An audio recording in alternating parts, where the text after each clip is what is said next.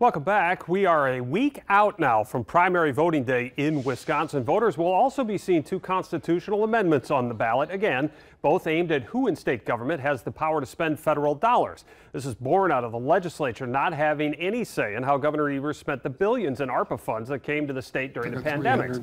Republicans want yes votes. The governor and Democrats would prefer no votes. The UW Law School State Democracy Research Initiative focuses research and dialogue on state government and laws, and they broke down both questions on the ballot. We welcome in Brenna Gadar. She is a staff attorney with the State Democracy Research Initiative at the UW Law School.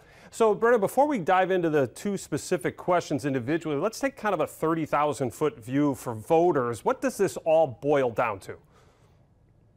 So really broadly, this is about giving the legislature more of a say in federal funding decisions.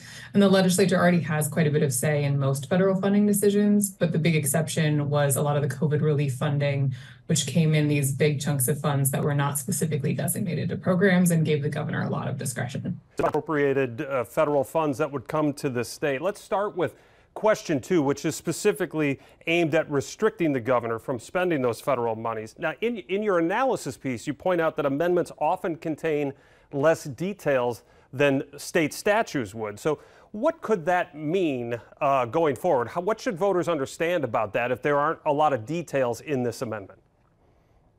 Yes, so a lot of states addressed the COVID funding by passing statutes specific to ARPA, the American Rescue Plan Act funding.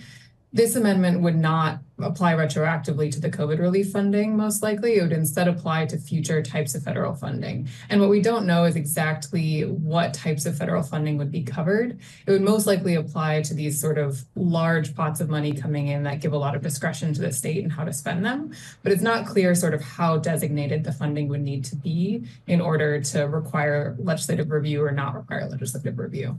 All right, that question also specifically says by either joint resolution or as provided by legislative rule. So it seems like a big or, and it's a lot of legalese. So how do voters interpret that? What could that possibly mean? The baseline is that we don't know what the legislative approval process would look like. That's something that the next legislature would have to determine if these amendments pass. And so joint resolution is one option. And what that means is passing a majority in both the Senate and Assembly. And the legislature could potentially do that for every funding decision, or maybe they could do it in some sort of bulk joint resolution.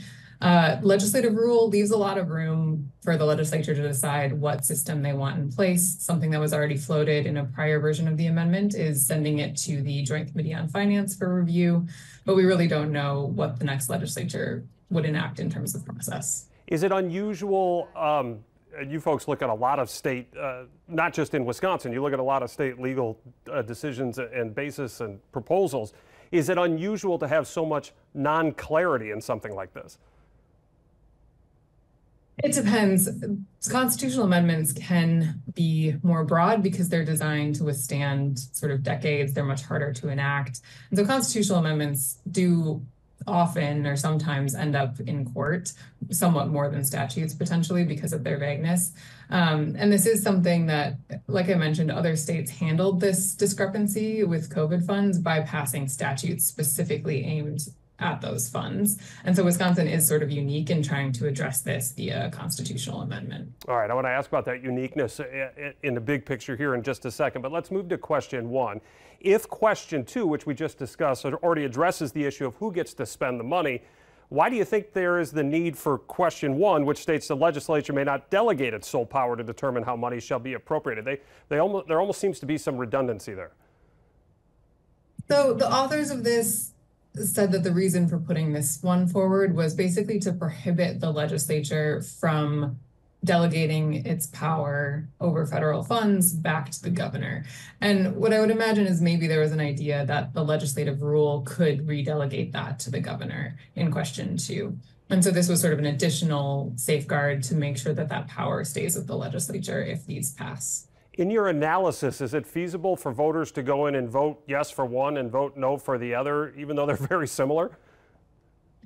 It is feasible. You don't have to vote for both the same way. I think if question 2 passes, then it's relatively straightforward and we would have this legislative review process to be determined for these types of big amounts of money that are undesignated and unanticipated.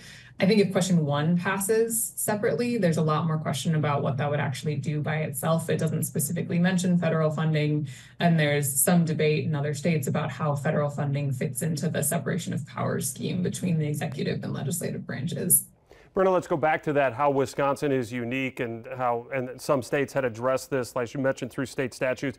Is the way our power structure set up currently, even before COVID and this just windfall of federal dollars came to the state, are we unique in our power setup in how the governor has power to spend emergency monies?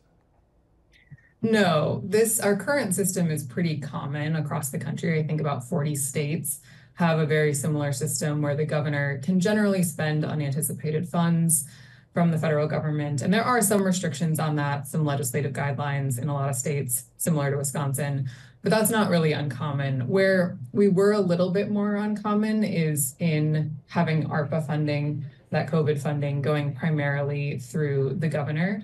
We were, I think, one of 8 states. A lot of other states reached agreements between the legislature and governor or passed statutes, like I mentioned, to have more legislative involvement in that process. How about unique from the standpoint of the number of constitutional amendments that we've seen? It will be, by the end of this year, we'll have had 7 in 2 years on ballots here in Wisconsin. Yeah, so I don't have the other state numbers off the top of my head, but it is something that we sometimes see in states where the legislative and executive branches are controlled by different political parties, and where the constitutional amendment process doesn't require both to weigh in. So in Wisconsin, the legislature just has to pass a constitutional amendment in 2 successive sessions, and then it goes to the voters. The governor isn't involved in that process, so the governor can't veto the constitutional amendment. It just goes directly to the voters. And so when you have that sort of structure, sometimes if the legislature is trying to get something done that won't get governor approval, then they'll try to do it via a constitutional amendment. Brenna, we thank you so much for the time and helping provide some clarity to some of these questions can be a little confusing at times, so we thank you. Thank you.